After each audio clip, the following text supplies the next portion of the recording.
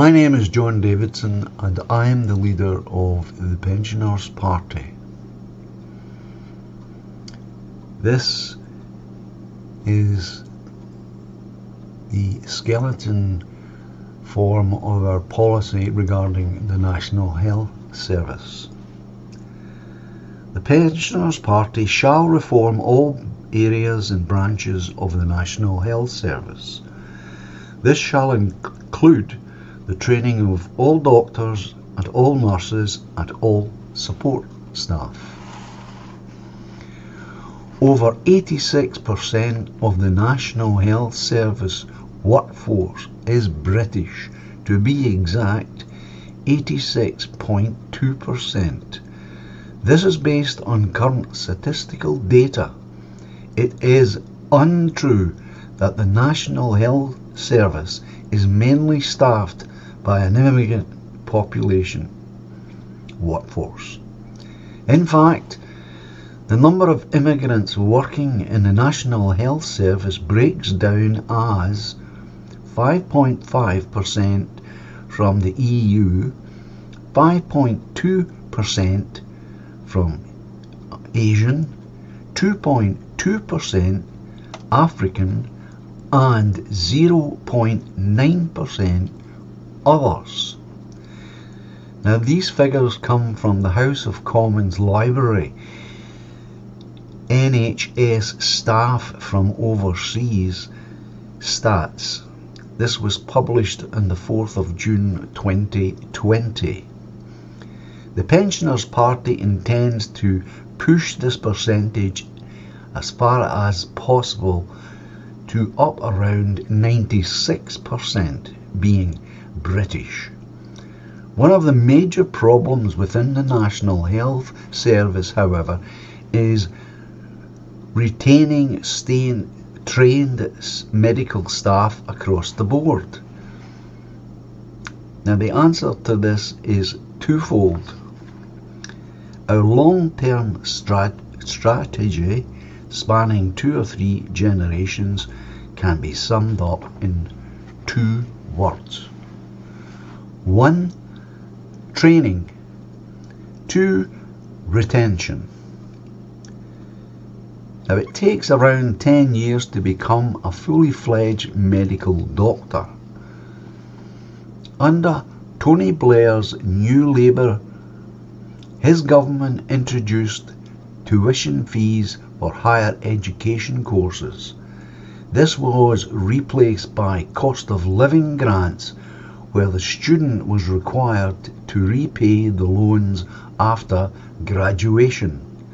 UK medical doctors entering their working lives with around £100,000 worth of debt after 10 years of even the most frugal existence. Now, we don't have an exact figure. We have taken a rounded figure of £100,000. This may be an error, a little high or a little low. Because the medical qualifications from the UK are recognised as being of the highest calibre the world over, the competition to get into a UK-based medical school is fierce. In England and Wales, this is currently at 7.5%. This sounds like a tiny proportion of the overall admission numbers. However, the term international applies only to students outside of the EEA, that is, the European Economic Area. The number of foreign medical students studying in the UK medical school is higher than 7.5%. These students are often funded by their own governments in lieu of a fixed term period of service in their own national medical facilities. UK medical students have no such incentive to remain within the National Health Service once their internship has been completed. Often students quote a better quality of life and standard of living as the main reason for abandoning their own nation to go abroad to other nations such as the USA, Canada, Australia and New Zealand. Now, because of this, we have to poach doctors from the developing world, doctors who are desperately needed in their own countries, doctors who are likely less well trained than our own. Now, in power, the Pensioners Party shall pick up the Students' Loan tab for UK medical graduates in lieu of service within the National Health Service. We would pay off £10,000 of that debt per year. If the UK medical graduate decides to leave the National Health Service after their 2-year internship, they will still be personally liable for £80,000 of that debt. Should they leave after, say, 5 years, they will still be likely for £50,000 of debt. Having left after, say, 7 years, that debt would be £30,000, and so on a pro rata basis. The key is the 5-year intervals. Now, most doctors by this time will be established in their careers, likely to be married, have families and put down roots within their communities. Without the crippling burden of debt repayment, the National Health Service salary is now far more attractive and on a par with the salaries in other developed nations. These doctors become the first generation of doctors to educate and bring through subsequent generations of UK medical graduates. This requires a long-term commitment spanning 2 or perhaps more generations, which is the Pensioners Party position. Long-term solutions to long-standing problems. A similar approach will be taken in the education and retention of our nursing staff.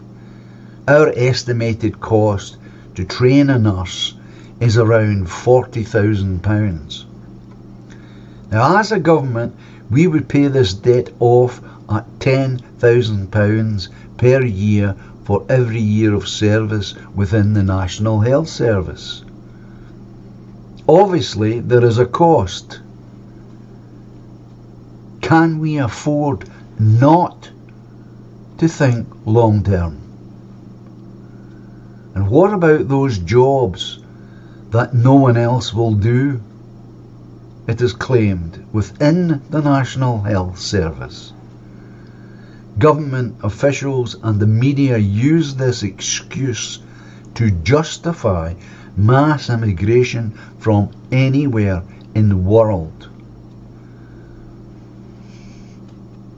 The welfare system in the UK is a necessary safety net for those with disabilities, those suffering poor health, and for those through no fault of their own find themselves out of work. For example, when a small or large business goes into administration, etc., welfare benefits are not a lifestyle choice. For every genuine welfare case in the UK, there are many, many lead swingers, loafers, people who take their weekly or monthly cheque and contribute nothing, and often working on the black economy. There is a need for an unskilled workforce within the National Health Service. We all know that. cleaners, porters, assistants. We shall incentivize the unemployed into fulfilling those roles. They would be paid a commensurate amount with the role that they undertake. In other words, they would receive some money, and if they don't wish to do that, then they receive no money. This workforce shall be used to clean and maintain all government-owned properties, removing the necessity of paying exorbitant contract monies to third-party businesses for this service. Should a person dislike the government's role to which they have been assigned, and they are being paid to do, they shall be free to find employment elsewhere. I'd like to thank you for your time and your attention. And for the moment, I will say, God bless.